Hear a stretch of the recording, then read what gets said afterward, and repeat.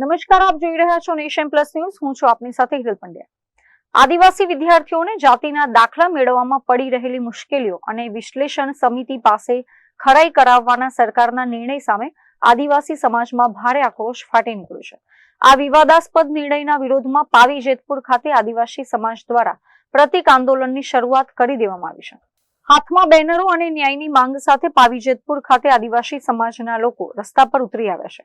આદિવાસી વિદ્યાર્થીઓને આપેલા જાતિના દાખલા બાબતે વિશ્લેષણ સમિતિ પાસે તેની ખરાઈ કરાવવાના તંત્રના તગલખી નિર્ણય સામે વિરોધના સૂર તેજ બન્યા છે. આજે પાવી જેતપુરના તાલુકા પંચાયતના સભ્ય વિષ્ણુ રાઠવાની આગેવાનીમાં મોટી સંખ્યામાં આદિવાસી સમાજના આગેવાનો, વાલીઓ અને યુવાનો આ પ્રતિક આંદોલનમાં જોડાયા હતા અને સરકાર વિરોધી સૂત્રોચ્ચાર કરીને પોતાનો આક્રોશ વ્યક્ત કર્યો હતો. આંદોલનકારીઓ આક્ષેપ કર્યો છે કે વન અને કલ્યાણ વિભાગના આ વિવાદાસ્પદ નિર્ણયના કારણે એકલા છોટાઉદેપુર જિલ્લાના અંદાજે 25,000 જેટલા ગરીબ આદિવાસી વિદ્યાર્થીઓને ઉચ્ચ શિક્ષણ અને કોલેજોમાં એડમિશન મેળવવામાં ભારે મુશ્કેલી પડી રહી છે.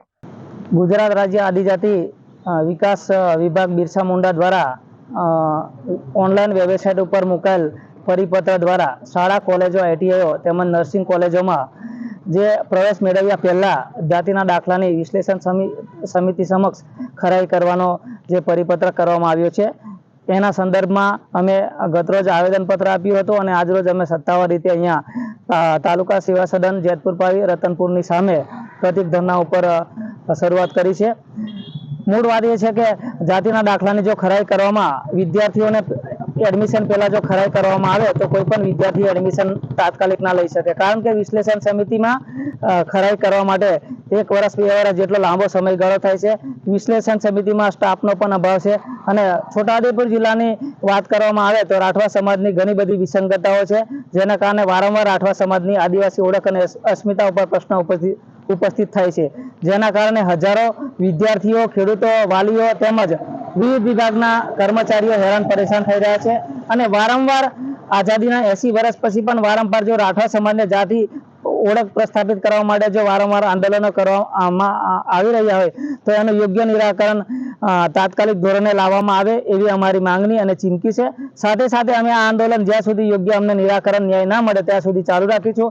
આવનાર દિવસોમાં જો રાઠવા સમાજના પ્રશ્નનું કાયમી નિરાકરણ ના આવે તો આગામી સમયમાં અમે કાયમી ધોરણે આ આંદોલન ચાલુ રાખીશું અને આગામી સમયમાં અમારે જિલ્લા બંધ હોય કે પછી ઉગ્ર આંદોલન કરવાની શરૂઆત થશે તો એ પણ કરવા માટે અમે સમગ્ર સમાજ, સમસ્ત આદિવાસી સમાજ છોટાઉદેપુર સાથે રહીને દરેક જિલ્લાના સામાજિક રાજકીય પદાધિકારીઓ જોડે વિચાર વિમર્શ કર્યા બાદ અમે આગામી સમયમાં ઉગ્ર આંદોલન પણ કરીશું.